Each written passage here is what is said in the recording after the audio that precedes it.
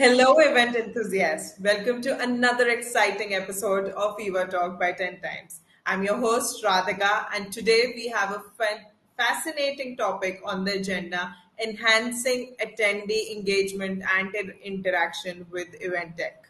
We'll be exploring the various ways in which tech is transforming the events landscape, making them more engaging and interactive for attendees.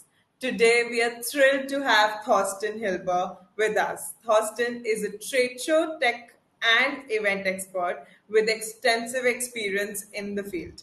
Welcome, Thorsten. Thank you for joining in. Thank you for having me. Any starting words before we pull in the questions? I'm really excited that we're having this conversation today. I feel that event technology is for several reasons at a threshold where you have many decisions to take that will form the future of event tech at the moment. Okay, that is great. So like you said, that event tech is probably transforming the future of event and the experience. So how can event tech enhance attendee engagement and create more interactive experiences according to you? Well, I guess first of all, you have to always ask yourself the question, what do you want to accomplish?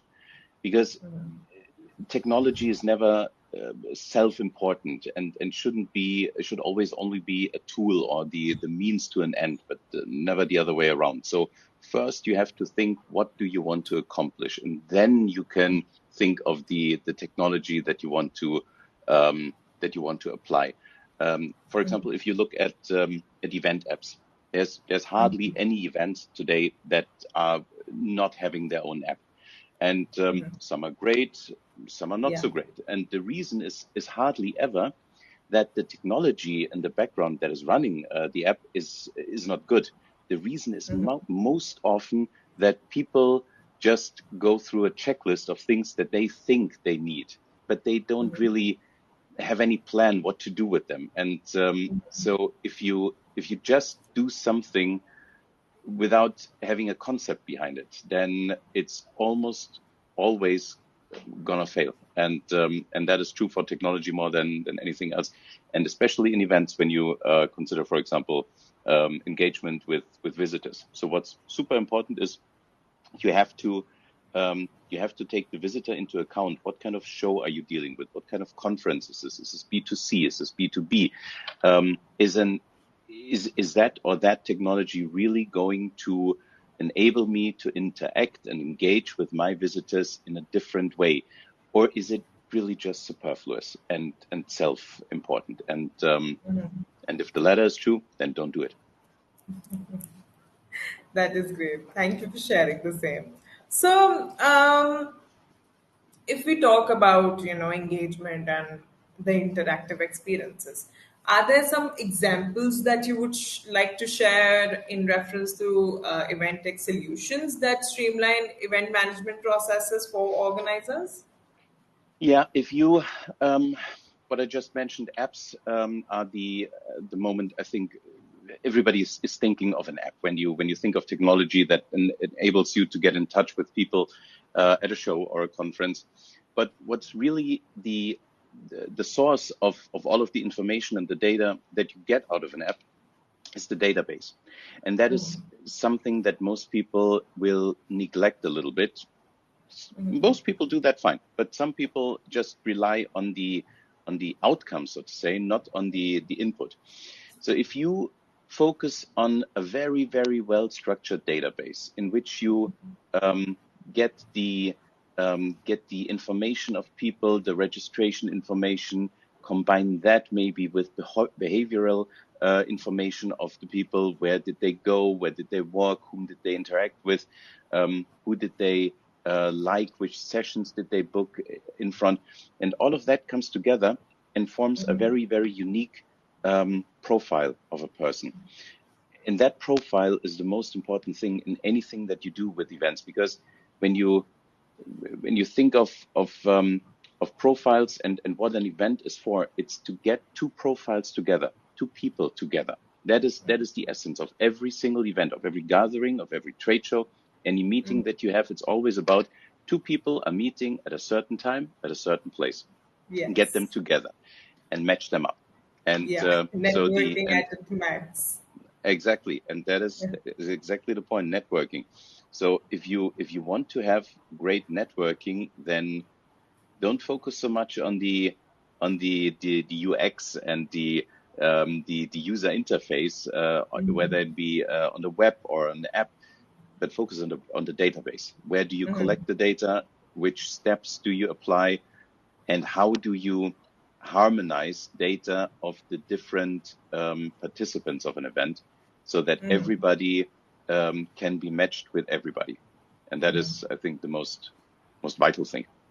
Okay, okay, that's great. So, while we are talking about the right time, the right, streamline, are there like any kind of, your favorite apps that you would be using, or any kind of tech example that you would like to share? Well, I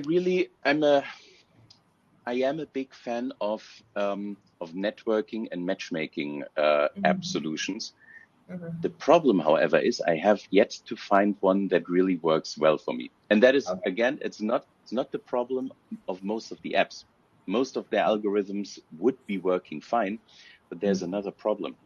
Um, it's the necessity of the organizer working together with the tech supplier. If there's a miscommunication or no communication at all, it will not work. It will not provide the right matches. It will not provide the right connections during an event. And the reason most often is that organizers are aiming for quantity and not so much for quality with their events. And that's true for trade shows as well as for congresses. And yes, I'm talking here a little bit more about the B2B side of things, not so much the B2C side. But if you look at a press release after a big trade show, it's always about that and that many thousand exhibitors and visitors have been there. It's never about we generated leads worth of that much money. But that Yeah, is the no only doubt. that Truly that that agree. is and that is the marker that should be much more important and much more focused on. Yes. So if the organizer would start to be much more exclusive about their event, then the matchmaking algorithm would would find less people, but the more important people with much more in-depth and unique profiles to be able to match them up. And that's a problem.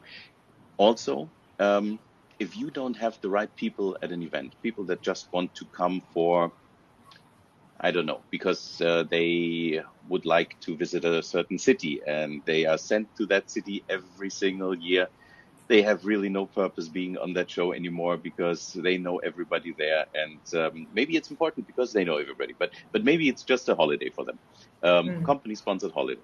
And so what happens is if your focus of that business trip is not the show itself or the conference, then you go through your profile, and in most cases you will see, okay, which are my preferences.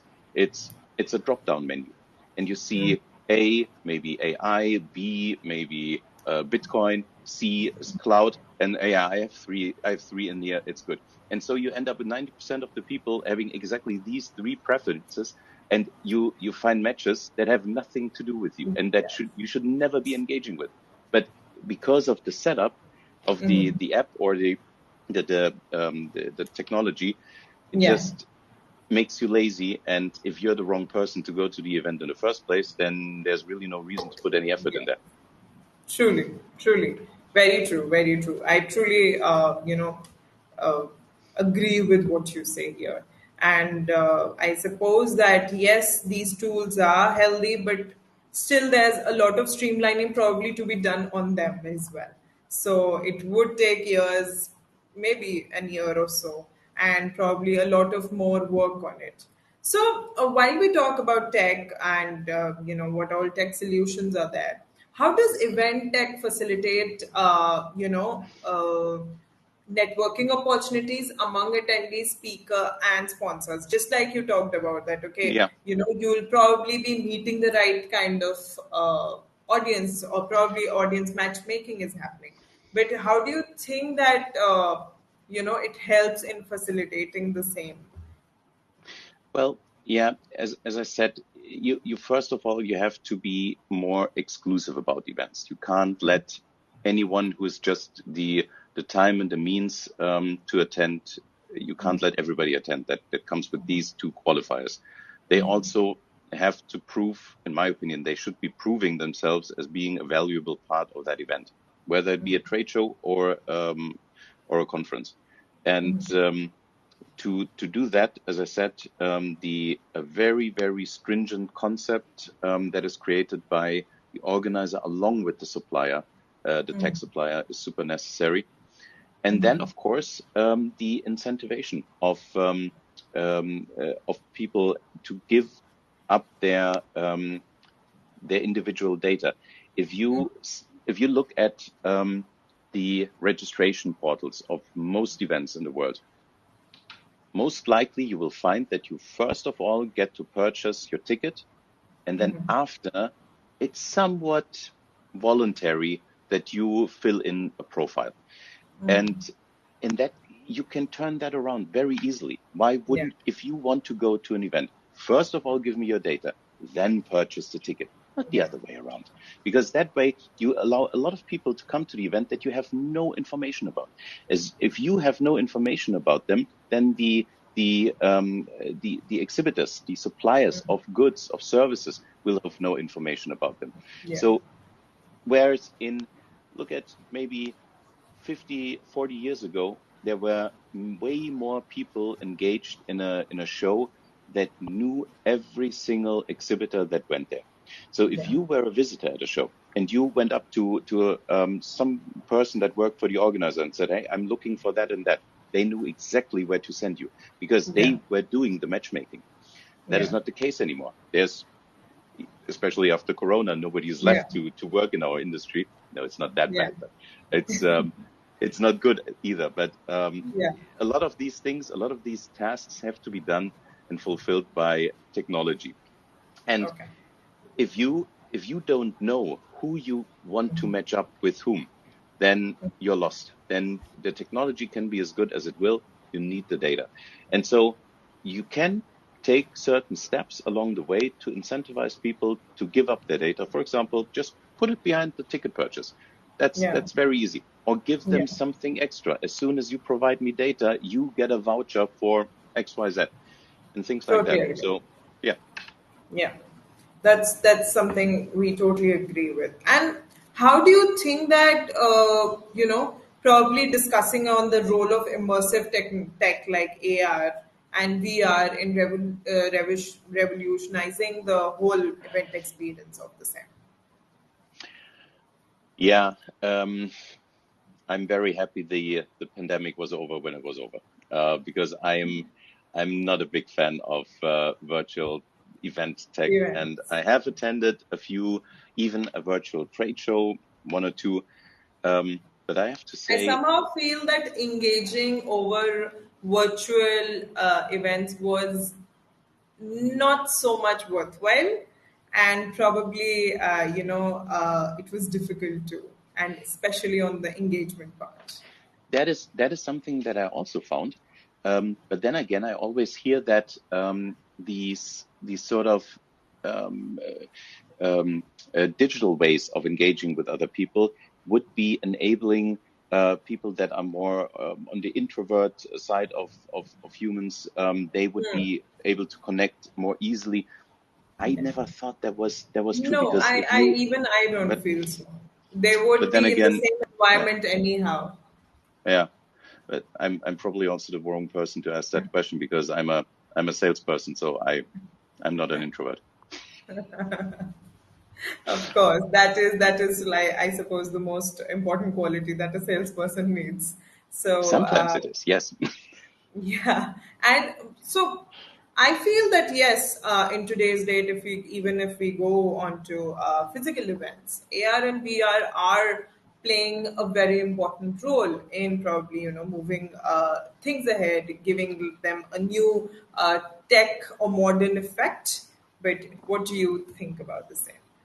Let me ask you that question. What was a good example that you saw in terms of I suppose um, I haven't seen the same, but yeah, seen as in I have probably seen it online somewhere that yeah, people could interact with what is there was like a screen, and you could see wherein your possible, it's like a bigger ground, and then you could see wherein your possible interested exhibitors are placed, and then you could also see how many people are inside that one particular room, and helping in gather more people, helping in reaching out. So yeah, I suppose that kind of helped. yeah. This brings me a little bit back to the beginning of our conversation in the way that I'm thinking that only because um, so there's this, I don't know which movie that was, some kind of science fiction movie. We shouldn't be defining progress as to be able or to be doing things that we are able to do, but to evaluate what we have to do and whatnot, and the freedom to choose. And I think that is progress. So yes, you have that kind of technology. Is it worthwhile having it in an event where an event is in its core the connection and the facilitation of people getting together, talking to each other, and having conversations, whether it's for business, for political, for whatever reasons. Is that really the right application of a technology like virtual technology? And in my opinion, it isn't, because I want to connect to people. And if you consider that um, I don't know what there was this chart that I once saw. 70% of all communication is done non-verbally, and yes, I think that's true. You have to, if you stand in opposite another person, you get a feeling for them. You know what Yeah, they mean and how they mean it. Just not just listen to their words or very read true, very true. what they're writing. And so I think yes, with all considerations of sustainability, and we shouldn't be traveling that much. But if you look at what's happening in trade shows, how they develop um, more and more regional hubs of certain industry events, then I think that's a fair compromise to be visiting those regional hubs, get in touch with the Yeah. right people, and maybe have one or two international visits of a trade show or conference throughout the year. Uh, Yeah. but yeah, it's again only my opinion. Yeah, and probably one of any kind of AR or VR features that you must have seen that you feel that okay, this could be a little helpful or may have changed the game Yes, of for. course there is, for example, my good friend Sabine Reisewith, all seated. They are called now differently. I always forget what the company is now called. And what they do is they virtualize venues. So if you are an organizer and you want to visit a particular venue and have your congress there, then you can upfront just have a look and a 3D walkabout of the venue without having to do a site inspection right away, and then maybe only do a site inspection when you're very, very certain, okay, this is going to be the venue. Now I need to get in to make sure that the details are all right. But Yeah. for first information gathering, I think these 3D animations of venues, that is something that is super, super convenient for a lot of organizers. Again, has Very nothing true. to do with the real event. Is it's the pre-event phase, but for things like that, super important. Also, if you look at this whole concept of the exhibition 365, where an exhibition is not just reduced to 3 days of the year, but continues throughout the year and the cycle of the year, then you can have several virtual events leading up to the real event, Yeah. maybe disperse the educational part of the exhibition, the conference parts to the virtual meetings, and then have the exhibition part really just for show and networking, where Yeah. people really have to come together. And so there are ways to do it right. Um, yeah, as I said, it's all about the concept. Yes, totally, totally. And while we have talked about AR, VR, and of course the immersive tech, how do you think that these kind of emerging trends or tech are going to affect probably the coming years? Yes, I totally agree that you're a pro towards physical networking and these tech not being really made a portion of it.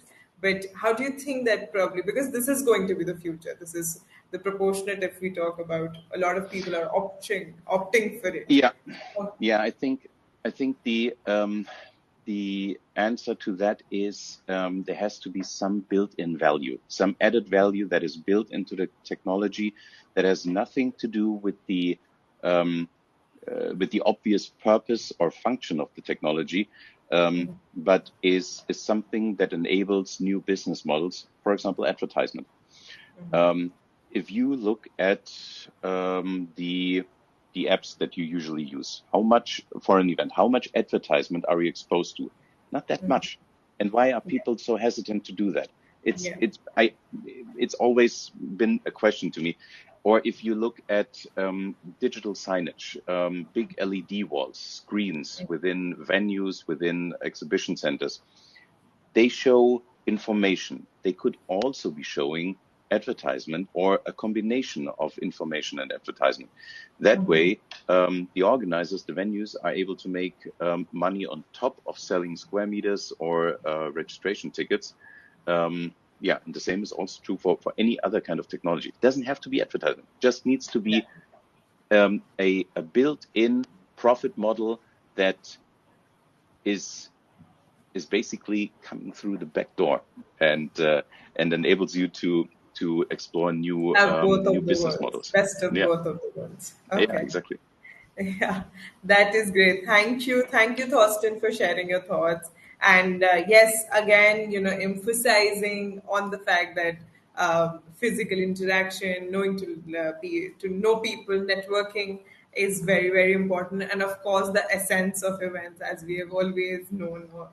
So, thank you for sharing your thoughts. And any final words before we close the chat? Be careful about technology because if not applied the right way, then it's even worse than having Yeah. none. We did take that very seriously, that we should be applying best of both the worlds, and that the outcomes comes out to be probably something Yeah. that is more meaningful and worthwhile. So thank you again, and thank you for everyone for tuning in to the episode. We'll be back with more such interactions. Thank you.